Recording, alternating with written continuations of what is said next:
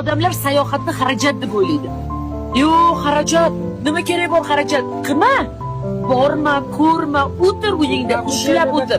Qani tomosha qilishing ko'payardi, kashida ko'llar, orollar bormi, tam suvlar, dengizlar, okeanlar tugamaydi.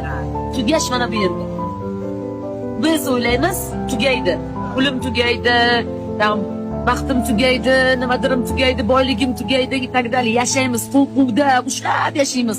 Qo'yib, Xudo aytayapti, sayohat qil va mana shu sayohat davomida Allohning marhamati, Allohning barakasi, Allohning senga beradigan rizqi cheksiz ekaniga iymon keltir. Ishon shunga, tugamaydi. Hozir ketsa joyiga keladi. Shu suvday. Qayerga deb ketyapti, qayerdan deb kelyapti. Turib qolsa tasavvur qiling nima bo'ladi? Ispareniya bo'ladi. Balchiqga aylanadi. Shuning uchun yurishi kerak. Pul ham shunaqa. Bu koshelokdagi pulingiz ham shunaqa.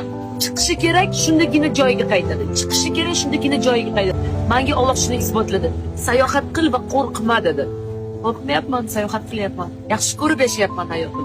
Odamlar sayohatni xarajat deb o'ylaydi.